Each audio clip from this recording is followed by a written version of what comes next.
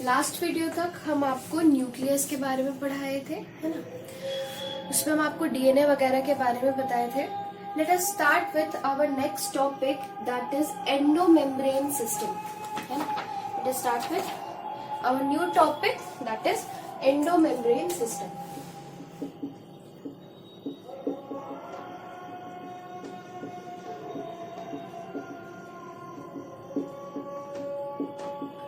है ना, इसको कई जगह पे सेल मेम्ब्रेन सिस्टम भी बोलते हैं।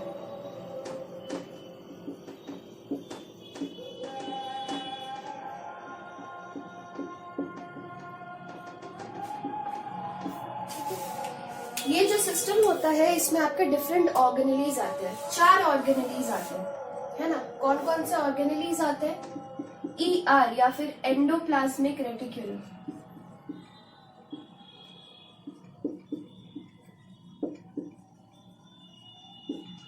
गोल्जी बॉडीज,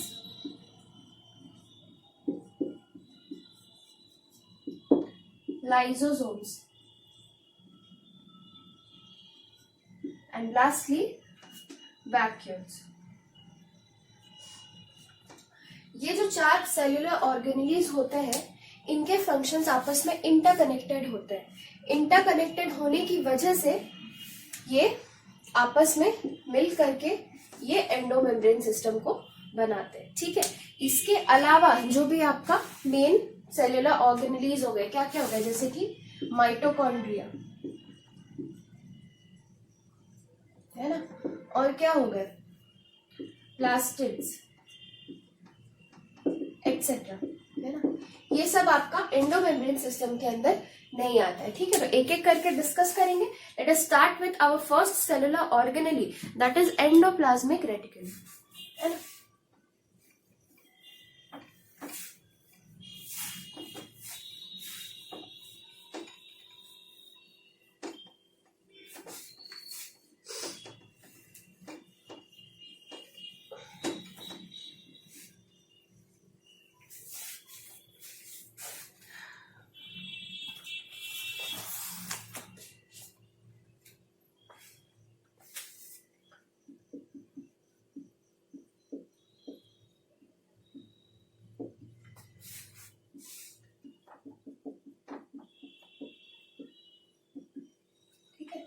एंडोप्लाज्मिक रेटिकुलम ये होता क्या है? तो जब मैंने आपको सेल का स्ट्रक्चर बनवाया था, है ना, उसमें मैंने बताया था कि न्यूक्लियस होता है ना। जो सेल का डायग्राम मैंने ड्रॉ किया था उसमें आपको बताया था कि एक न्यूक्लियस होता है, उसके बाहर इस तरीके के कुछ ऑर्गेनेलीज लगे रहते हैं, याद है। तो ये जो न्यूक्लियस से ऑर्गेनेलीज लगे रहते हैं ना, इनको ही हम एंडोप्लाज्मिक रेटिकुलम बोलते हैं, ठीक है। और उसके साथ हम जो भी सेलुलर ऑर्गेनेलीज पढ़ रहे हैं वो सारे के सारे हम यूकैरियोट्स के पढ़ रहे हैं। आपको पता है प्रोकैरियोट्स में आज सच कोई सेलुलर ऑर्गेनेली नहीं होता है। तो ये जो भी सेलुलर ऑर्गेनेलीज हम पढ़ रहे हैं सब के सब में मेम्ब्रेन होगा, है ना, जरूर से। They will all be covered with a membrane. हम कहते हैं they have membrane bound organelles, ठीक है। They have membrane bound organelles, ये हम आपको पहले भी बताए थे पहले के लेक्चर्स में, ठीक है। तो आपका एनसीईआरटी क्या कहता है? Endoplasmic reticulum is a large network of membrane bound tubes and sheets, है ना। लार्ज नंबर ऑफ, न्यूक्लियस से ढेर सारा ऐसे ऐसे लगा रहेगा, लार्ज नेटवर्क ऑफ, इनका नेटवर्क होता है ना। जैसे देखिए आप यहाँ पे ये इनफैक्ट न्यूक्लियस के साथ भी ये जुड़े रहते हैं, तो ये सिंगुलरली नहीं रहते, ये आपस में नेटवर्क बना के रहते हैं, ठीक है। तो they are a large network of tubes and sheets, है ना। ट्यूब्स की तरह रहते हैं, ये सब ट्यूब्स हो गया, शीट्स की तरह रहते हैं, जो कि मेम्ब्रेन बाउंड होते हैं, ये आपको याद रखना है, ठीक है। तो एंडोप्लाज्मिक रेटिकुलम क्या स्ट्रक्चर के बारे में इतना ही जानना है। Let us next start with इसका फंक्शंस। अच्छा, फंक्शंस के पहले endoplasmic reticulum are of 2 types. मैंने आपको जब सेल का डायग्राम बताया था तभी भी मैंने आपको पढ़ाया था कि endoplasmic reticulum is of 2 types. एक होता है RER एंड दूसरा होता है SER, है ना। RER stands for rough endoplasmic reticulum.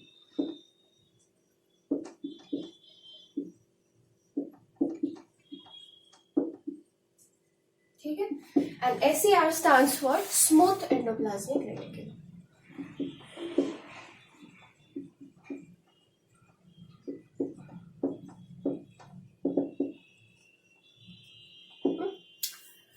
तो रफ एंडोप्लाज्मिक रेटिकुलम जो होता है, आर से याद रखना, it carries ribosomes on its surface, है ना। एक और सेलुलर ऑर्गेनेली होते हैं जो कि राइबोसोम्स होते हैं, and ribosomes are one cellular organelles जो कि मेम्ब्रेन बाउंड नहीं होते हैं ना। याद रखना, अगर आपसे कोई पूछे कि ऐसा कौन सा ऑर्गेनेली है जो कि मेम्ब्रेन बाउंड नहीं रहता, दैट इज राइबोसोम, है ना। और ribosome since they are not membrane bound, they are also present in prokaryotes, है ना। प्रोकैरियोट्स कौन थे? Prokaryotes are the type of cells which do not have any membrane bound organelles. ठीक है, तो राइबोसोम्स वो वाले सेलुलर ऑर्गेनेलीज हैं जिनके पास की अपना cellular membrane, I am very sorry, अपना ऑर्गेनेल का मेम्ब्रेन नहीं होता है। ठीक है, तो हम इसको रफ क्यों बोलते हैं? आप सोचिए, राइबोसोम्स है, ये एंडोप्लाज्मिक रेटिकुलम है। ठीक है, इसके ऊपर ढेर सारे ऐसे छोटे छोटे राइबोसोम्स लगे होते हैं इसके सरफेस पे। ठीक है, तो सरफेस पे ढेर सारे छोटे छोटे राइबोसोम्स लगे होंगे, तो आपको क्या लगता है? That is very rough in texture, तो इसलिए हम इसको रफ एंडोप्लाज्मिक रेटिकुलम बोलते हैं। स्मूथ एंडोप्लाज्मिक रेटिकुलम वो एंडोप्लाज्मिक रेटिकुलम जिसके ऊपर राइबोसोम्स नहीं रहते। तो राइबोसोम्स नहीं रहेंगे तो मेरे को कैसे दिखेगा? इसका सरफेस एकदम मेरे को स्मूथ दिखेगा, है ना। The surface of this type of ribosome will be smooth, तो दैट इज कॉल्ड SER। ठीक है, थोड़ा सा फंक्शंस के ऊपर आ जाते हैं एंडोप्लाज्मिक रेटिकुलम।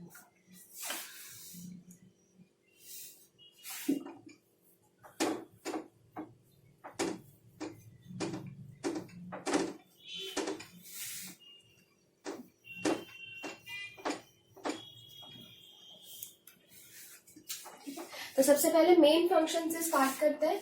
जो आपका RER होता है, that is rough endoplasmic reticulum, that is responsible for protein synthesis.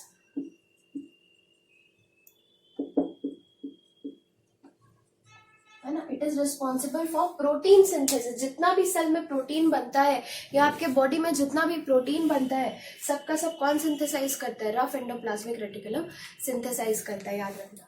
उसके बाद दूसरा SER जो होता है, smooth endoplasmic reticulum, that synthesises lipids, है ना। क्या है लिपिड्स? प्रोटीन्स, याद करो, बताया था, है ना। Lipids and proteins are a type of biomolecules. 4 main तरह के बायोमोलिक्यूल्स होते हैं हमारे बॉडी में। कौन कौन से?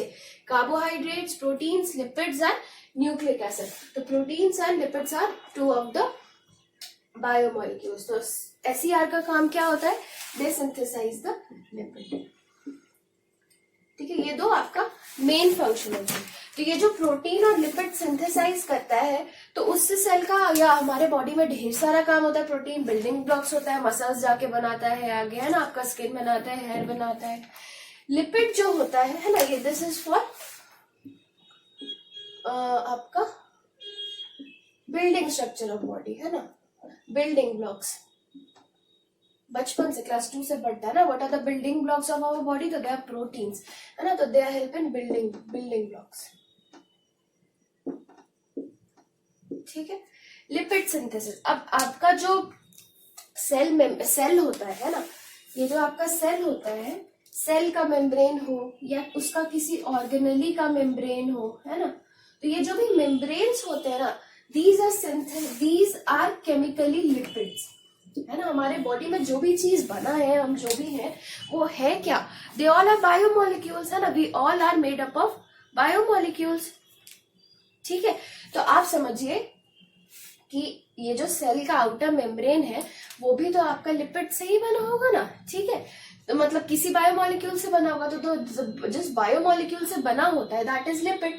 तो ये लिपिड जो स्मूथ एंडोप्लाज्मिक रेटिकुलम यहाँ बनाया, है ना, मान लेते हैं this is a endoplasmic reticulum,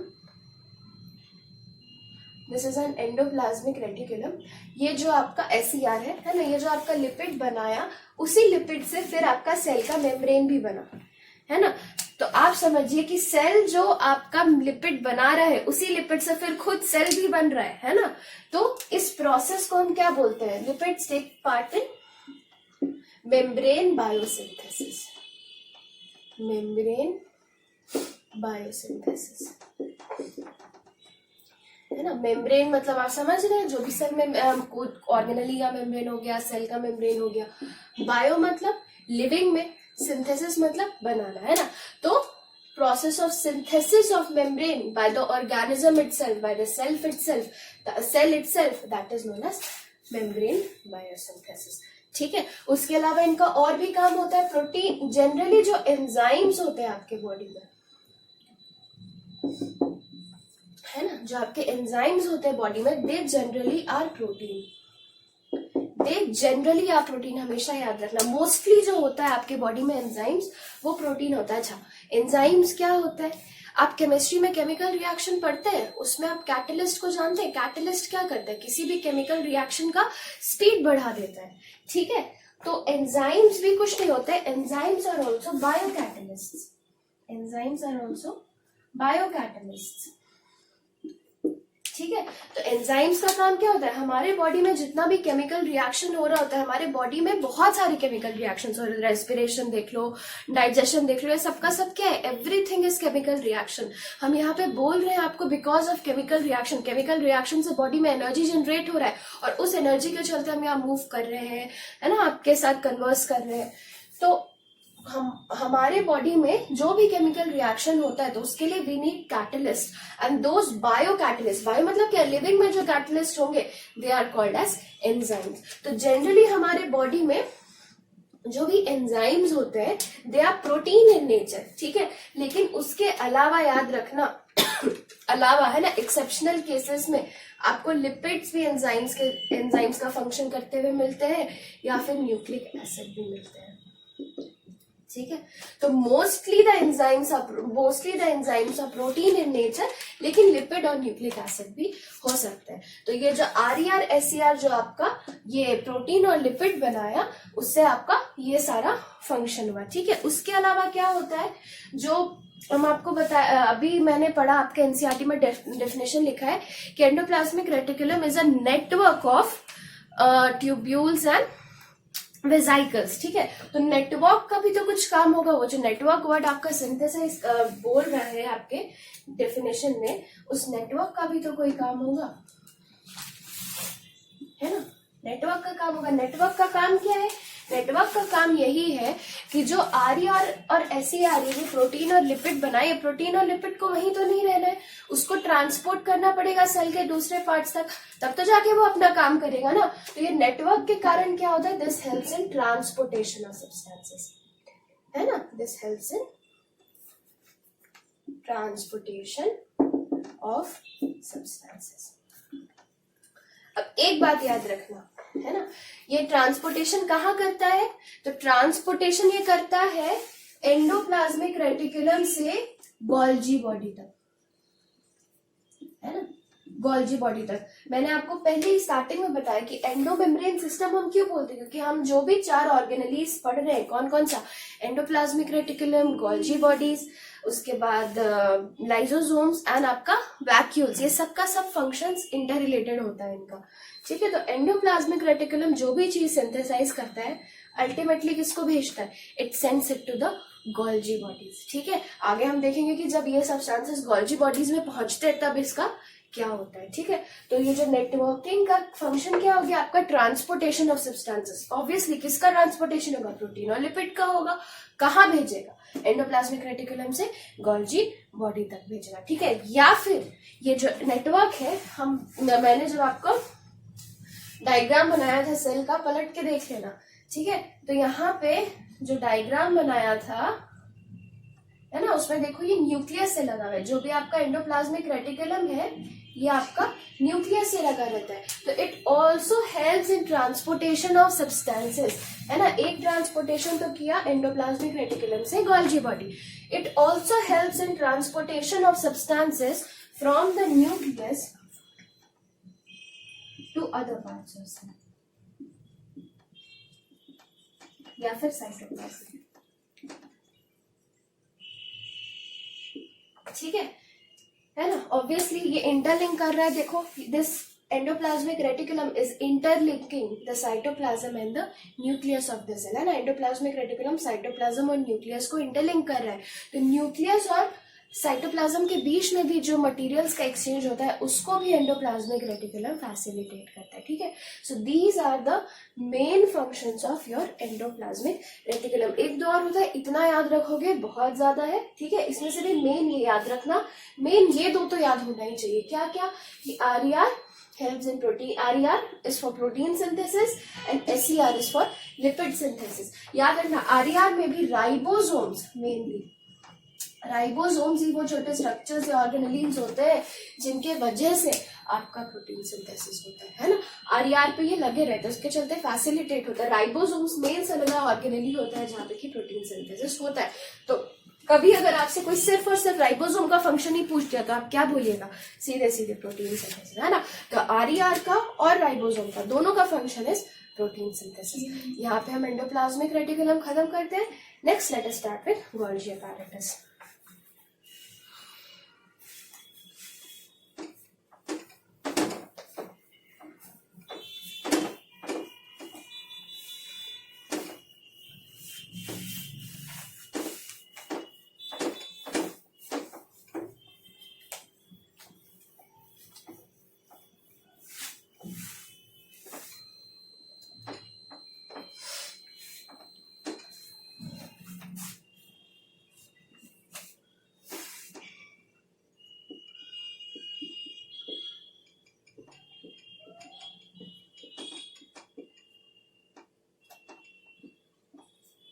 Golgi apparatus को गोल्गी बॉडीज भी कहते हैं, और प्लांट में गोल्गी बॉडीज को डिक्टियोसोम्स कहते हैं,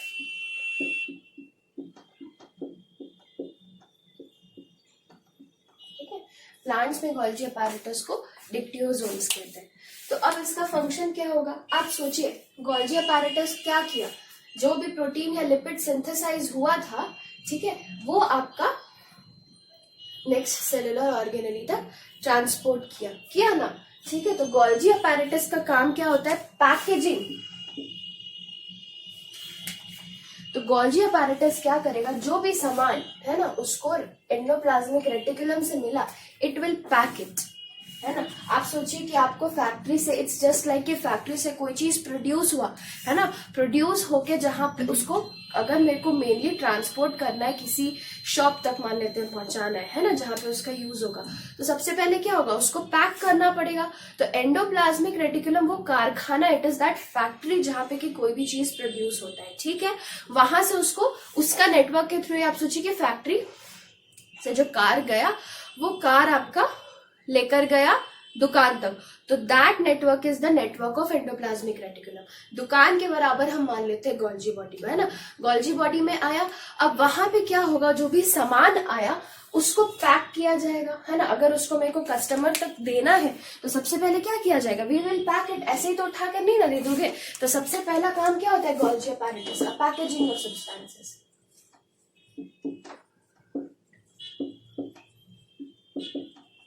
ठीक है।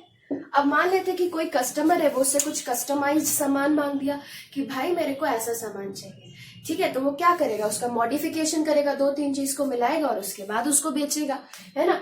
तो it also helps in modification of substances,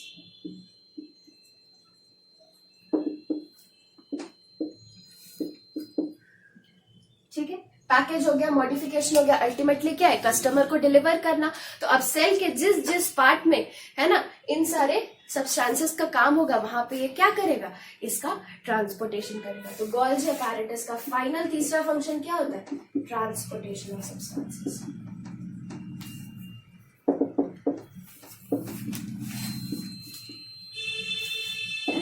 last function इसका होता है ट्रांसपोर्टेशन ऑफ सब्सटेंसेस, ठीक है। कोई प्रॉब्लम नहीं, इसको थोड़ा सा डिटेल में देखते हैं। पैकेजिंग मतलब कुछ नहीं, जो भी प्रोटीन्स और लिपिड्स इसको मिलता है ना, वो हम बताया आपको, क्या मैंने बताया आपको, वो एंजाइम्स का काम करता है ना। Proteins generally function as enzymes are generally proteins. तो एक क्या होता है, ये जो जिस सब्सटेंस में पैक कर देता है, जैसे हम लोग बॉक्स, कार्टून का बॉक्स ले लिए, उसी तरीके से ये जिस सब्सटेंस में पैक करेगा, है ना, they are known as vesicles, है ना। वेसिकल मतलब पाउच लाइक स्ट्रक्चर जिसके अंदर ढेर सारा सब्सटेंस भरा रहेगा। जनरली क्या भरा रहता है, यही एंजाइम्स भरा रहता है। और इन्हीं वेसिकल्स को हम क्या बोलते हैं, इन्हीं वेसिकल्स को हम लाइसोसोम कहते हैं, है ना। देखा कैसे इंटरलिंक हो रहा है, एंडोप्लाज्मिक रेटिकुलम से स्टार्ट किया, गोल्जी बॉडी पे पहुंच जाए ना, गोल्जी बॉडी से स्टार्ट किया, लाइसोसोम पे पहुंच गए। ठीक है, मॉडिफिकेशन ऑफ सब्सटेंसेस, जो आपका लिपिड बना, है ना, प्रोटीन बना। अब आप याद रखिएगा, आपके बॉडी में भले ही सिर्फ ये 4 के 4 बायोमोलिक्यूल से सारा सब्सटेंसेस बनता है, लेकिन ये इतना सिंपल सब्सटेंसेस से इतना सारा स्ट्रक्चर्स नहीं बनता है। क्या किया जाता है, इनका मॉडिफिकेशन किया जाता है। मॉडिफिकेशन कैसे, लिपिड को प्रोटीन से मिला दिए, प्रोटीन के साथ आपका कार्बोहाइड्रेट मिला दिए, ठीक है, ये सब करके क्या होता है, इसका मॉडिफिकेशन होता है। ठीक है, तो लिपिड के साथ अगर हम प्रोटीन मिला देंगे तो आई एम वेरी सॉरी, ठीक है, इसके साथ आपका बॉडी में कार्बोहाइड्रेट भी एक और होता है ना, बायोमोलिक्यूल। खैर दिस इज नॉट सिंथेसाइज, ये दोनों जो होता है आपके बॉडी में सिंथेसाइज भी होता है, मेरे को डाइट से भी मिलता है, जो आप खाना खाते हैं उससे भी आपको ये मिलता है। लेकिन कार्बोहाइड्रेट्स ये आपको स्पेसिफिकली सिर्फ और सिर्फ आपके खाने से मिलता है। आपके बॉडी में कार्बोहाइड्रेट नहीं बन सकता है। कार्बोहाइड्रेट क्या है, ग्लूकोज है। ग्लूकोज कहाँ बनता है, it is made in plants with the help of photosynthesis. तो क्या आपका बॉडी फोटोसिंथेसिस करता है, नहीं करता। हम बचपन से पढ़ते आ रहे, वी आर हेटेरोट्रोफ्स, है ना, हम अपना खाना खुद नहीं बना सकते। तो हम अपना खाना खुद नहीं बना सकते, तो क्या हम कार्बोहाइड्रेट्स खुद से बना सकते, we can not make carbohydrates, है ना। कार्बोहाइड्रेट्स क्या है, these are the main energy source for us, है ना। हमारा बॉडी मेन एनर्जी निकालने के लिए किसको यूज करता है, कार्ब्स को यूज करता है, कार्बोहाइड्रेट्स यूज करता है। तो carbohydrates are specifically obtained from your diet, है ना। आप जो फूड खाते हैं कार्बोहाइड्रेट्स उससे मिलता है। लिपिड प्रोटीन कुछ बहुत हमको डाइट से भी मिलता है, कुछ बहुत हम सिंथेसाइज भी कर सकते हैं, है ना। लेकिन अल्टीमेटली डाइट से ही मिलता है, ये याद रखना। हम अपना खाना नहीं बना सकते, उसका मॉडिफिकेशन होता है, 2-3 मिला करके बता, दैट इज वेरी कॉम्प्लेक्स। चलिए खैर, ठीक है, याद रखना अल्टीमेटली हमको डाइट पे तो निर्भर रहना ही पड़ेगा। चलिए तो आते हैं हम कार्बोहाइड्रेट्स के, और कार्बोहाइड्रेट्स के साथ अगर लिपिड मिल जाए तो हम इनको क्या बोलेंगे, ग्लाइकोलिपिड। इनको हम बोलेंगे glycolipid. Glyco comes from the word glycogen. Glycogen is a type of carbohydrate, ठीक है। तो ग्लाइकोलिपिड मतलब क्या, जहां पे ग्लाइकोजन और लिपिड को मिला करके एक नया सब्सटेंस बना दिए, दैट इज ग्लाइकोलिपिड। उसी तरीके से कार्बोहाइड्रेट और प्रोटीन को कंबाइन करेंगे तो क्या बनेगा, ग्लाइकोप्रोटीन, ठीक है। तो मॉडिफिकेशन ऑफ सब्सटेंसेस में गोल्जी अपैरेटस क्या क्या बनाते हैं, एग्जाम्पल क्या हो गया, आप लिख दीजिएगा ग्लाइकोप्रोटीन, आप लिख दीजिएगा ग्लाइकोलिपिड, ठीक है। लास्ट ट्रांसपोर्टेशन, ये सब जो सब्सटेंसेस बन गया उसका अब सेल के डिफरेंट पार्ट्स में या सेल के बाहर इसका ट्रांसपोर्टेशन करेगा, ठीक है। यहाँ पे गोल्जी अपैरेटस खत्म। नेक्स्ट वीडियो में हम आपको लाइसोसोम्स बताएंगे, है ना, वैक्यूल्स के बारे में डिस्कस करेंगे, माइटोकॉन्ड्रिया के बारे में बताएंगे और प्लाज्मा के बारे में बताएंगे, ठीक है।